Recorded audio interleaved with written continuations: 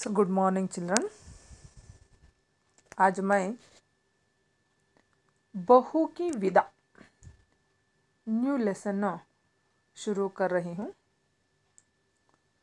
बहू की विदा, बहू की विदा मतलब क्या है? बहू पति के शादी के बाद में पति के घर जाती है। फर्स्ट ईयर सावन कहते हैं। सावन मतलब श्रावण मासा। ये एग्जाम्पल ये मंथ में शुरू हो जाती है। अमावस्या होने के बाद नेक्स्ट डे भी शुरू हो जाती है सावन। उस मास में शादी होने वाले, उस साल में शादी होने वाले लड़की मायके आती है। यह पुरातन काल से आने वाले संबंध है। यहाँ बहू को वो वहाँ रहने वाले घर वालों ने मायके नहीं भेजते हैं। उसके बारे में यहाँ दिया गया है। देखिए बच्चे, थोड़ा स्टोरी बोलती हूँ, बाद में शुरू करें बच्चे। बहू की विदा शीर्षक एकांकी में भारतीय समाज में व्याप्त दहेज की कुरीति। देखिए, ये भारतीय समाज में शादी के समय थोड़ा सा वो उसके बच्चों को देते हैं। ये कुरीति है, बुरी आदत है ये, तथा उसके अभिशाप पर करार प्रहार किया गया है। किसके करार? दहेज की करार प्रहार किया गया है।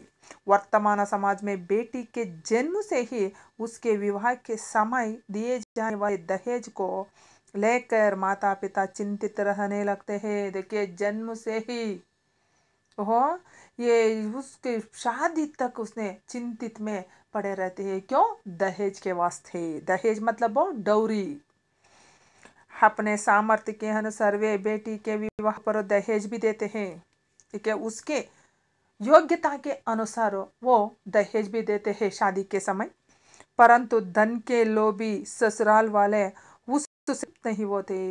ज्यादा इच्छानुभवी रहने वाले व्यक्तियों ने उससे तृप्त नहीं होते। वधू को तरह तरह से प्रताड़ित करते हैं, मानसिक वेदना दुख देता रहते हैं। ससुराल वाले यह भूल जाते हैं कि उनकी भी पुत्री के साथ उसकी ससुराल वाले ऐसा ही अमानवीय व्यवहार कर सकते हैं। ये भूल कर ये सब करता रहते हैं। एकांकीकार का संदेश है कि दहेज की प्रथा समूल नष्ट हो और बेटे और बेटी वाले एक दूसरे की पीड़ा को समझे। देखिए, इसको क्या करना चाहिए? फर्स्ट स्टॉप, नष्ट करना चाहिए। नष्ट हो और बेटी वाले एक दूसरे की पीड़ा को समझे। नष्ट हो जाएगा बेटे बेटियों को। इस प्रकार एकांकीकार ने दहेज मुक्त समाज के निर्माण का संदेश दिया है। देखिए, दहेज नहीं देना चाहिए, उस तरह रूल्स किया है। उसका संदेश क्यों देना चाहिए, इसके बारे में यहाँ दिया है।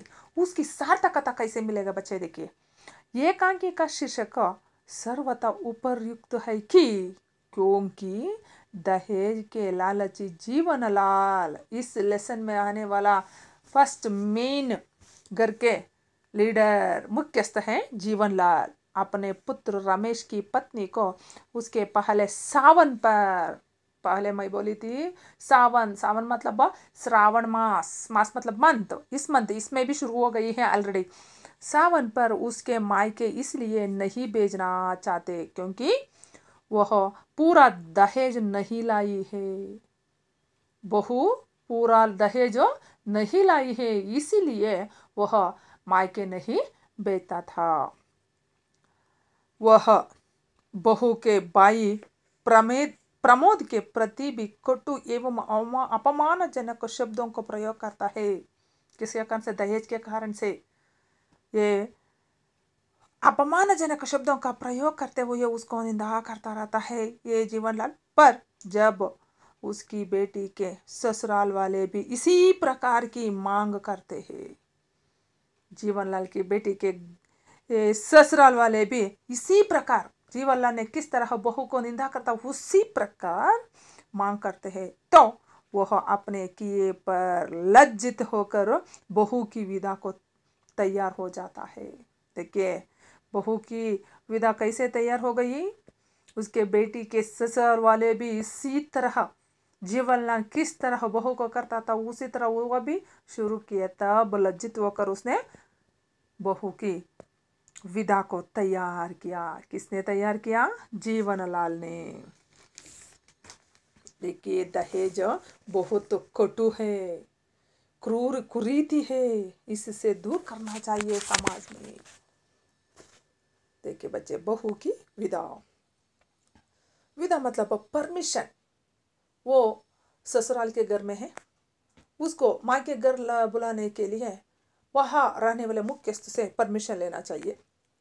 वहाँ जीवनलाल मुख्यस्थ है, उसको प्रमोद ने उसकी बहन कमला को मायके लाने के लिए उससे परमिशन पूछ रहा है, पर उसने दहेज के वास्ते परमिशन नहीं दिया है। उसके बारे में है देखिए बच्चे, वो पात्र परिचय है देखिए फर्स्ट पैरा में। जीवनलाल एक धनी व्यापारी, अवस्था 50 वर्ष। जीवनलाल ये कमला आने वाले घर के मुख्यस्थ हैं, वो धनी व्यापारी है। देखिए बहुत धनी मतलब अमीर व्यापारी है। उसका एज है 50 ईयर्स। राजेश्वरी जीवनलाल की पत्नी, एज 46 में से 46। रमेश जीवनलाल का पुत्र है, अवस्था 22 मतलब 22।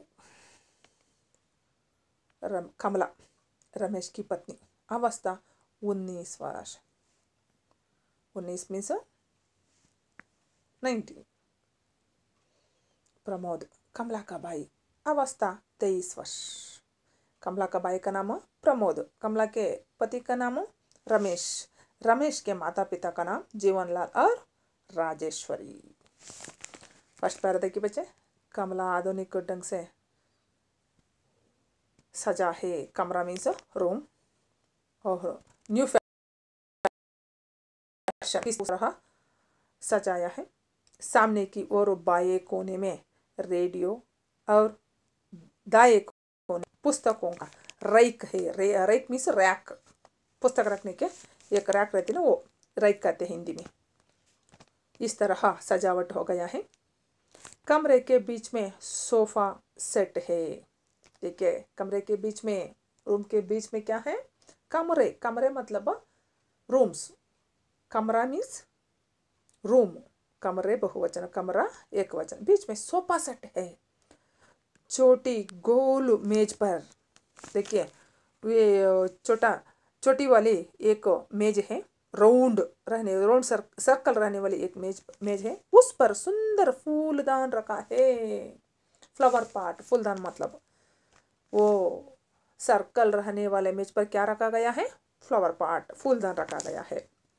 कमरे में 2 द्वार है। कितने डोर्स हैं? 2 है कमरे में।